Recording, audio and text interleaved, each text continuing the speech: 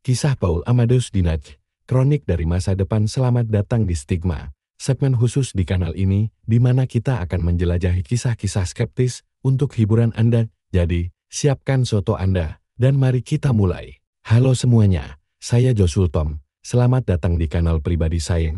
Anda bisa mengikuti saya di media sosial lain seperti Instagram atau TikTok dengan nama Jos Rafki. Anda juga bisa mendukung kanal ini dengan berkomentar dan menyukai video ini. Atau dengan bergabung menjadi anggota kanal melalui tombol gabung di samping tombol subscribe. Nama-nama yang muncul di layar ini adalah mereka yang telah bergabung. Terima kasih banyak. Dukungan Anda sangat berarti bagi kelangsungan kanal ini. Sebagai anggota, Anda akan mendapatkan akses lebih awal ke video-video yang belum tayang, terutama jika Anda bergabung di level VIP 2, bahkan di level termurah, level followers. Anda bisa menonton video beberapa jam sebelum tayang publik. Anda juga akan mendapatkan rencana khusus setiap kali berkomentar, membuat saya lebih mudah melihat dan membalas komentar Anda. Oke, cukup tentang itu. Mari kita lanjutkan ke videonya. Perjalanan yang tak terduga. Berbicara tentang perjalanan waktu ke masa depan saat ini sering dianggap sebagai fiksi ilmiah atau hayalan, apalagi di awal abad ke-20 di Eropa Tengah. Gagasan itu pasti akan dianggap gila dan membuat seseorang dijauhi masyarakat. Namun, Paul Amadeus Dinaj berani menceritakan pengalaman masa depannya saat dia koma. Paul adalah seorang pria keturunan Swiss Austria, lahir di Zurich, dan menghabiskan masa remajanya di sebuah kota kecil dekat perbatasan Swiss. Seperti yang disebutkan di awal video, Paul adalah seorang guru bahasa Jerman di Yunani. Ternyata, dia mengidap penyakit misterius yang tidak diketahui. Yang sebenarnya adalah wabah ensefalitis lethargica pada awal abad ke-20. Penyakit ini membuat orang-orang merasakan kantuk parah hingga akhirnya tertidur dan tidak bisa bergerak, bahkan tubuh mereka bisa menjadi kaku. Penyakit ini dianggap sebagai wabah karena begitu banyak orang yang mengalaminya. Georg Papahatsis adalah salah satu murid Paul yang paling dia percaya. Suatu hari di tahun 1922, saat Paul mengajar bahasa Jerman di kelas, dia merasa tubuhnya tidak enak. Dia mulai merasa pusing hingga akhirnya pingsan. Tentu saja, dia pingsan karena penyakit misterius yang dideritanya. Karena tidak ada yang bisa membangunkannya, Paul akhirnya dibawa ke rumah sakit. Setibanya di sana, Paul langsung dirawat dan organ vitalnya diperiksa untuk mengetahui kondisinya. Selama di rumah sakit, dia mengalami demam parah dan suhu tubuhnya sangat tinggi. Saat tubuh Paul dalam kondisi seperti ini, dia tiba-tiba sadar ketika membuka matanya. Dia melihat sekeliling dan merasa ada yang aneh, ada yang berbeda. Alat-alat kesehatan di sekitarnya sama sekali tidak familiar dan terlihat sangat berbeda. Selain itu, Paul juga tidak mengenal orang-orang yang merawatnya di ruangan itu, dan pakaian yang mereka kenakan sangat aneh. Berbeda dari dokter atau perawat pada umumnya. Bukan hanya itu, dia bahkan sama sekali tidak mengerti bahasa yang digunakan oleh orang-orang di ruangan itu. Merasa aneh dan bingung, Paul akhirnya mencoba berbicara dengan mereka, tetapi mereka juga tidak mengerti apapun yang dikatakan Paul. Padahal masih di negara yang sama, tidak ada satupun orang yang bisa mengerti kata-kata Paul. Namun, ada seorang dokter yang merasa familiar dengan bahasa yang digunakan Paul, karena ada unsur bahasa Jerman dalam ucapannya. Akhirnya, dokter itu mencoba berbicara dengan Paul menggunakan kemampuan bahasa Jermannya yang terbata-bata. Setelah mencoba berbicara, Paul diberi cermin oleh salah satu perawat. Ketika melihat ke cermin, Paul terkejut dan bingung karena yang dilihatnya bukanlah dirinya sendiri, melainkan orang lain. Dalam keadaan shock, salah satu perawat bertanya kepadanya, "Menurutmu sekarang tahun berapa, Paul?" Paul menjawab dengan sangat percaya diri, "Sekarang tahun 1922. Petugas rumah sakit itu menggelengkan kepalanya dan menjawab, "Bukan, sekarang adalah tahun 3906, kehidupan di masa depan dan pergeseran kesadaran." Paul tentu saja sangat ingin menceritakan pengalamannya di masa depan, namun dengan kondisi pada era tersebut, dia menjadi tidak yakin untuk bercerita kepada publik. Ditambah lagi, penyakit yang dideritanya tidak kunjung sembuh dan semakin lama menggerogoti usianya dengan sisa usia yang ada. Paul mendedikasikan waktunya untuk menuliskan semua yang dialaminya secara spesifik dan detail apa yang dilihatnya di masa depan. Dia bahkan rela berhenti mengajar agar bisa benar-benar fokus menulis buku hariannya. Setelah selesai menulis, Paul mempercayakan bukunya kepada murid yang paling dia percaya, tidak lain dan tidak bukan adalah Georg Papahatsis, murid yang disebutkan di awal tadi. Buku ini adalah segalanya bagi Paul, dan ini adalah pesan terakhir yang ingin dia bagikan kepada dunia. Meskipun Georg awalnya tidak tahu seberapa penting isi buku harian itu, sebagai murid yang paling dipercaya Paul, Georg akhirnya mengikuti arahan gurunya dan langsung menerjemahkan buku harian yang dia terima. Selama proses penerjemahan, dia perlahan menyadari bahwa deskripsinya tidak menggambarkan kondisi lingkungan tahun 1920-an. Apa yang tertulis di buku itu benar-benar tidak sinkron dengan kondisi zaman itu. Misalnya, tulisan yang menjelaskan bahwa Paul melihat kendaraan terbang berseliweran atau bangunan dengan tembok kristal mungkin gedung kaca, sementara transportasi di tahun 1920 hanyalah mobil, bus, tram, sepeda, bahkan pesawat pun masih dianggap sebagai teknologi yang luar biasa baru. Bahkan di buku itu dijelaskan bahwa pada tahun 2204, manusia berhasil mengkolonisasi Mars, membuat puluhan ribu manusia tinggal di sana. Mungkin Elon Musk berhasil menerbangkan Starlink-nya ke Mars. Namun, 61 tahun kemudian, Mars dilanda bencana alam yang menewaskan seluruh populasi manusia di sana, dan sejak itu tidak pernah dicoba lagi untuk mengkolonisasi Mars. Selain itu, dijelaskan juga bahwa pada tahun 2396, pemerintahan On-World Government akhirnya terbentuk dengan nama Restart. Ini diawali karena adanya perang nuklir. Semoga tidak terjadi 87 tahun sebelumnya yang terjadi hampir di seluruh Eropa. Saat perang nuklir itu, sebagian besar manusia di bumi kehilangan nyawa, sehingga dibentuklah pemerintahan dunia untuk membangun kembali dunia. Di buku itu juga ada cerita satu kejadian yang benar-benar aneh bagi George, yaitu kontak dengan alien. Diceritakan bahwa sebenarnya ada satu momen di mana manusia sudah beberapa kali kontak dengan alien. Hanya saja mereka tidak tertarik untuk berinteraksi lebih jauh dengan manusia. Jadi hanya memperhatikan atau mempelajari manusia dari jauh. Setelah membaca dari halaman ke halaman, Georg akhirnya menyimpulkan bahwa buku ini adalah sebuah jurnal dari Paul yang pernah berkunjung ke masa depan saat Paul masih dirawat di rumah sakit. Dokter yang berbicara dengannya ternyata mengenal tubuh yang dirasuki oleh Paul. Dokter menjelaskan bahwa tubuh yang dirasuki Paul adalah tubuh seorang profesor fisika terkenal pada zamannya, bernama Andreas Norton. Tubuh Andreas Norton sebenarnya sudah sempat dinyatakan tidak bernyawa selama kurang lebih 15 menit di rumah sakit tersebut.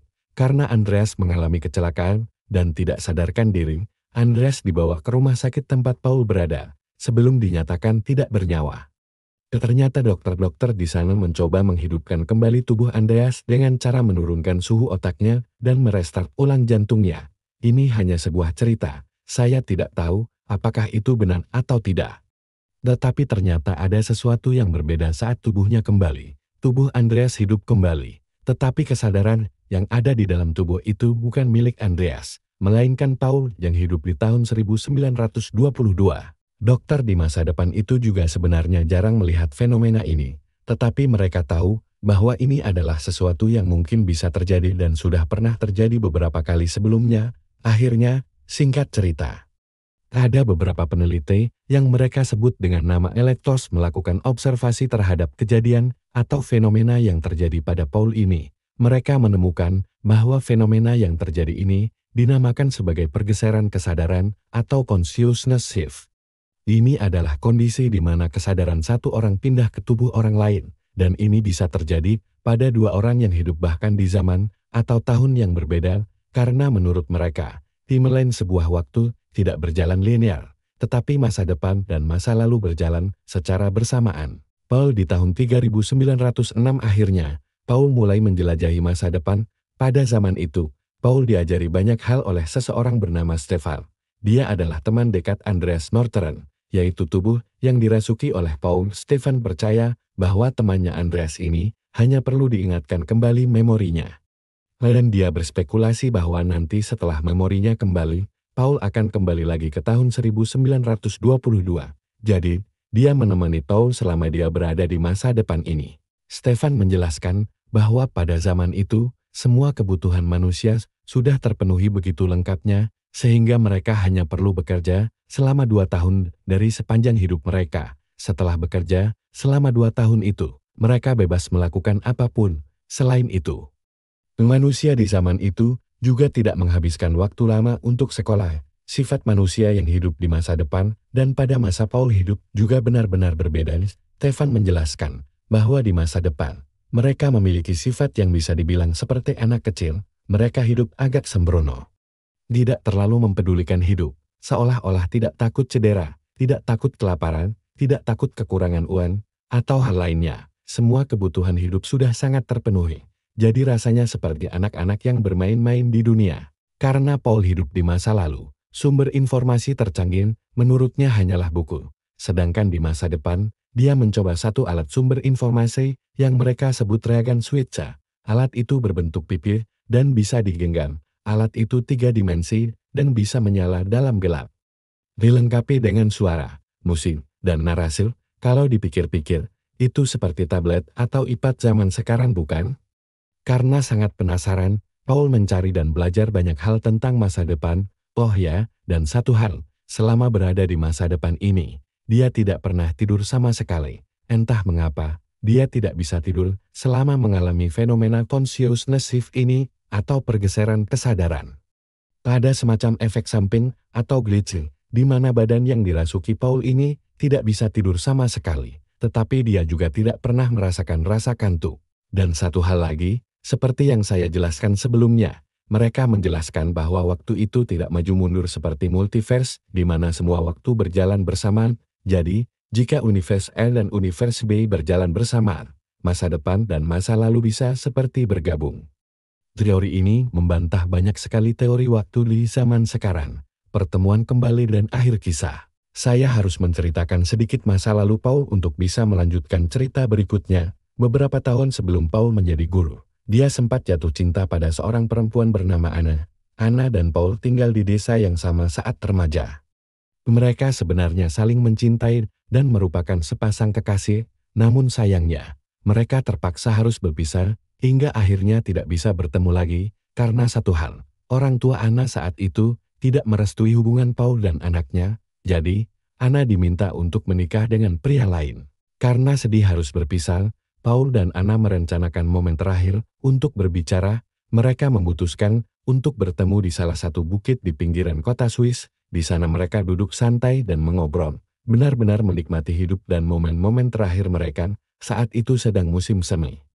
Jadi ada satu jenis bunga bernama windflower yang tumbuh dan bermekaran di daerah itu. Kemudian, sambil duduk dan mengobrol, Anna juga memetik bunga di sana dan merangkainya menjadi sebuah mahkota bunga. Setelah Anna selesai merangkai bunga, dia memberikan mahkota itu kepada Paul dan meminta tolong untuk menaruh bunga itu di kepala Anna, seolah-olah Paul sedang memahkotai kepalanya Anna. Saat menaruh rangkaian bunga itu ke kepala Anna, dia sempat berkata kepada Paul, "Hari ini sudah cukup, ayo kita pulang." Setelah itu, mereka pulang. Dan pada akhirnya Anna dan Paul tidak pernah bertemu lagi. Saat Paul di dunia masa depan, Paul juga sempat bertemu dengan seorang gadis bernama Sylvia. Mereka sering berjalan-jalan sambil mengobrol tentang masa depan. Lama-kelamaan, perasaan tumbuh di antara mereka dan akhirnya menjalin sebuah hubungan. Sampai suatu hari, Paul dan Sylvia berjalan-jalan. Paul diajak menggunakan transportasi di sana yang bisa mengantar orang ke semua penjuru dunia dalam waktu cepat atau instan. Alat ini dinamakan Avigiosa. Saat naik Avigiosa ini, Paul memutuskan untuk pergi ke satu tempat, ke satu desa di mana dia menghabiskan masa remajanya, yaitu di pinggiran kota Swiss. Di sisi lain, Sylvia sama sekali tidak tahu bahwa mereka akan pergi ke desa itu. Jadi Sylvia hanya mengikutinya selama di sana. Paul dan Sylvia berjalan-jalan dan juga mengobrol di sebuah bukit. Bukit itu adalah lokasi yang sama ketika Paul dan Anna bertemu untuk terakhir kalinya saat bersama Sylvia. Bunga-bunga di sana juga bermekaran, karena lagi musim semi, dan jenis bunga yang tumbuh juga sama seperti dulu. Bunga windflower. Kemudian, Paul dan Sylvia duduk untuk mengobrol lebih nyaman. Saat itu, Sylvia juga memetik bunga dan merangkainya menjadi semacam sebuah mahkota. Setelah Sylvia selesai merangkai, dia meminta tolong untuk mahkota itu dipakai di kepalanya sendiri oleh Paul. Dan Sylvia mengatakan kalimat yang sama persis seperti Anna, "Hari ini sudah cukup, ayo kita pulang." Kemudian, setelah Paul dan Sylvia kembali, Paul merasa badannya tiba-tiba terasa sangat capek. dia merasa tiba-tiba matanya sangat berat. Dan untuk pertama kalinya selama di masa depan, dia merasakan yang namanya rasa kantuk, dan rasa kantuknya sangat berat untuk pertama kalinya di malam itu. Paul akhirnya memejamkan matanya dan tertidur dengan pulas. Paul akhirnya tidur, setelah 1 tahun bangun, tidak pernah tidur sama sekali. Di waktu yang bersamaan, tubuh Paul sendiri akhirnya terbangun pada tahun 1923 setelah koma selama 1 tahun. Setelah pulih, Paul menuliskan pengalamannya di masa depan ke dalam sebuah buku harian yang diberikan kepada muridnya, yaitu George Tapahatsi Study. Buku ini akhirnya ditulis ulang dan berjudul Chronicles from the Future, yang dirilis pertama kali ke publik pada 21 Maret tahun 2016. Anda sebenarnya bisa membaca buku ini dan cerita pengalaman Paul sendiri, karena apa yang saya ceritakan di video ini sangat singkat, hanya secuil saja. Banyak yang beranggapan bahwa pengalaman Paul ini hanyalah berupa fiksi saja, atau bahkan hanya kompilasi dari beberapa film atau cerita fiksi perjalanan waktu lainnya. Tetapi ada juga yang beranggapan bahwa Paul sebenarnya mengalami perjalanan yang sangat panjang selama 1 tahun. Pendapat Anda? Bagaimana menurut Anda? Apakah benar Paul sebenarnya berkunjung ke masa depan dan mengalami yang namanya consciousness shift? Saya ingin mengucapkan terima kasih kepada Anda yang sudah menonton sampai akhir. Bagi Anda yang sudah menonton sampai di sini, saya ingin memberikan hadiah Rp50.000 untuk 1 orang, dan akan langsung saya transfer ke rekening Anda. Cukup jawab, apakah Anda percaya Paul benar-benar pergi ke masa depan atau tidak, dan kira-kira apa alasannya? Lalu, tambahkan di jawaban Anda kata kardus basang, agar saya bisa membedakan mana yang komentar biasa dan mana yang mencoba menjawab kuis berhadiahnya. Bagi Anda yang ingin menonton video saya lainnya, Anda bisa menonton video saya di kiri dan kanan ini, yang juga sama-sama menarik. Oke, itu saja. Terima kasih banyak. Sampai jumpa di video berikutnya. Sampai jumpa.